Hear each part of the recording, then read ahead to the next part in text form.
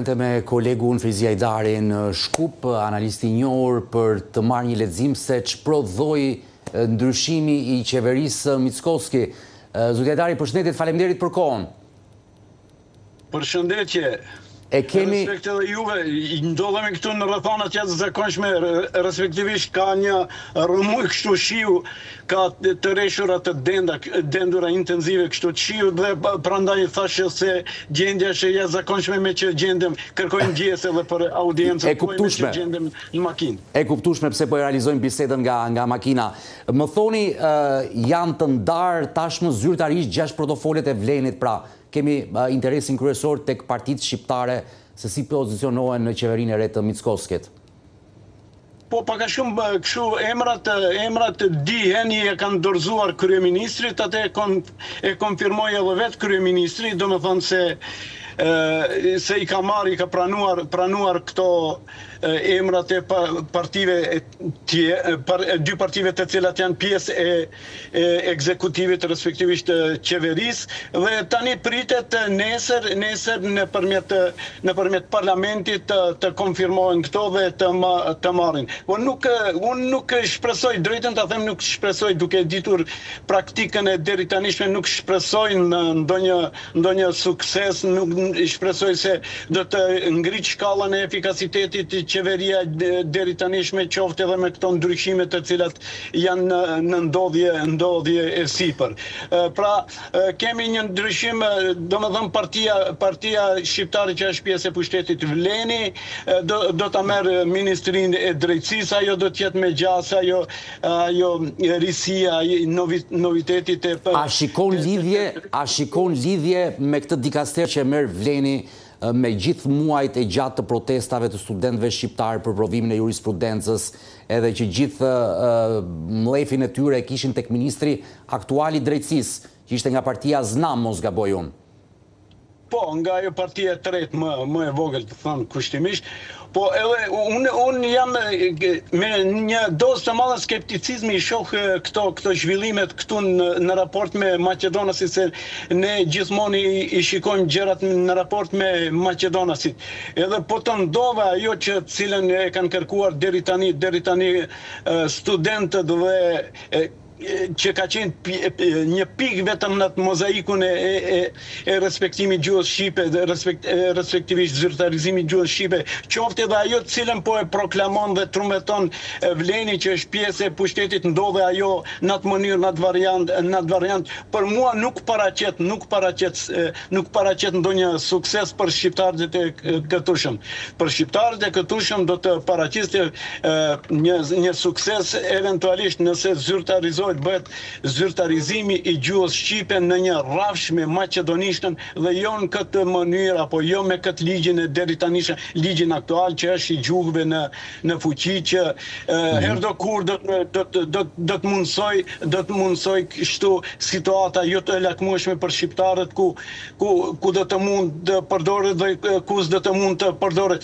Respektivisht ajo do të varet gjithmonë nga kryeministri dhe nuk besoj se shumë do të luajë rol kreu i drejtësisë i cili... Po, e ka në dorë kryeministri. E ka në dorë kryeministri, jo ministri i radhës. Pikërisht pra, aty e bazoj edhe dozën e madhe të skepticizmit, se edhe unë, ju si që dini 2-3 paraqitje kam patur edhe të media juaj, nuk jam pajtuar edhe me kërkesën të cilën e bën atë botë studentët shqiptarë. Unë nuk pajtohesha shkaku se... Po, jemi në transmetim, po.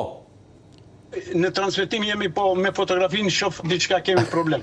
Ja, ti je gazetar që e rregullon vetë dhe pamjen. Sinqerisht kërkoj ndjes shumë.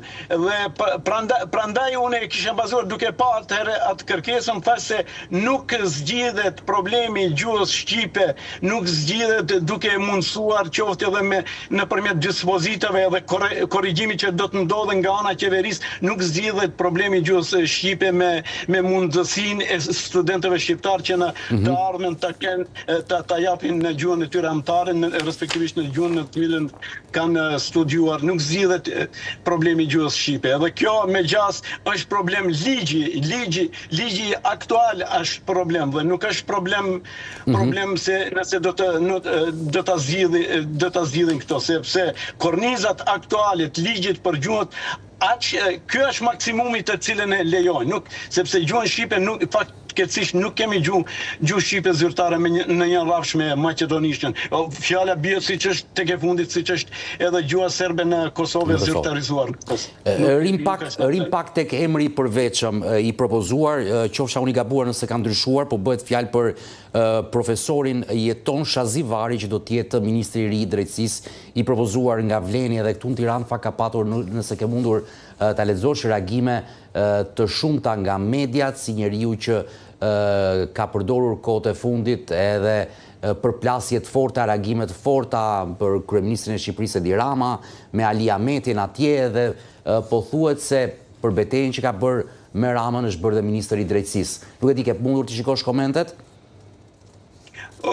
Po, Jeton Shazivari, në fakt profesori është profesori dëshmuar, ka dëshmuar veten edhe deri tani qoftë në qeverinë e paraprake të cilën e ka konsultuar dhe këshilluar me këshilla kështu juridike, po qoftë edhe qeverinë e tanishme, edhe sa i përket profilit të cilin e ka profesori, ai plotson bile për vlerësimin tim është njeri më i duhur, më kompetent.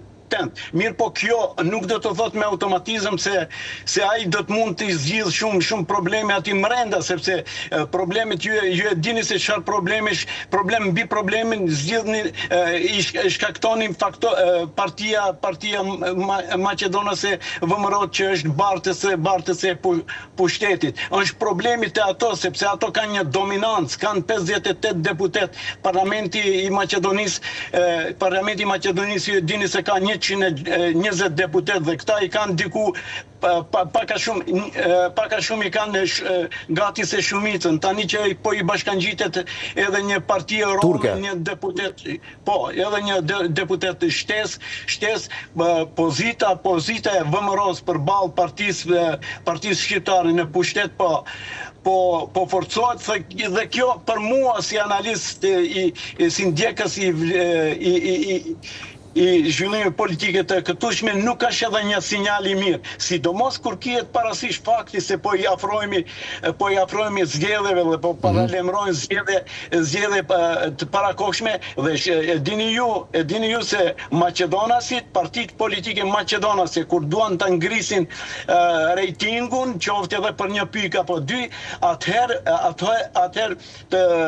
këtë e bazojnë gjithnjë në veprimet them kushtimisht, nëse më lejo, antishqiptare, siç është tani rasti e keni me provimin e jurisprudencës, dje kishim me diçka tjetër, dhe i gjithmonë kështu situata tensionuese, në fund që të dalin përballë shqiptarëve, them kushtimisht fitues, dhe ajo ju mundson atyre partive maqedonase që të ngrisin në rejtingin.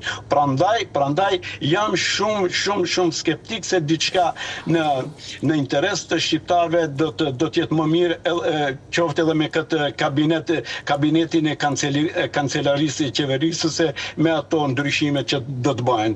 Që për mua paka shumë janë të karakterit më shumë formal se ca diçka esencial. Se paka shumë adhe dhe përgjigjen e pyetjes që unë kisha lënë me qëllim për në fund, shqiptarët humbën apo fituan me këto ndryshime në qeverinë e Mickoskit? Flas për pozitat, për postet ministrore që kanë patur dhe ato që do të kenë. Nuk kanë humbur, ama as pak edhe nuk kanë fituar, sepse dy kastere ministrore, si që është Ministria e Punës dhe Politikës Sociale dhe sidomos ajo e shëndetësisë, ku ka më shumë të përfaqësuar shqiptar, ku ka patur deri tani të punësuar shqiptar, tani më nuk do të jenë shqiptar, ndërkohë që shqiptarët kanë nevojë për ato dy kastere ministrore, prandaj edhe rrjedhimisht deri tani i kanë administruar, them kushtimisht gjithmonë në konsultim dhe mirëkuptim me partnerin Maqedonas në qeveri, deri tani. Kur them deri tani, e kam periudhën parasysh prej vitit 2001 deri tani. Tani ato dy dikastere ministrore i humbën, respektivisht do t'i takojnë partive maqedonase dhe këto kanë marrën Ministrinë e Kulturës dhe Ministrinë e Drejtësisë. Do të thonë, për audiencën tuaj atë, do të kenë shqiptarët do të kenë 6 ministri, do të drejtojnë 6 ministri në kabinetin qeverisës i cili ka 23 plus kryeministrin Maqedonas. 23 ministri dhe kryeministrin Maqedonas, prej atyre do të ketë 6, do të administrojnë shqiptarët, partia shqiptare. Feyzi Hajdarit, falenderoj shumë për analizën që ndam së bashku, në mënyrë të veçantë dhe për kushtet e veçanta ku detyrove për shkak të kushteve atmosferike që ta bënim. Ua kam bërë që herën tjetër dal nga makina dhe diku të pozicionohet më mirë. Faleminderit edhe ju. Faleminderit shumë. Gjithë mirë ashnet.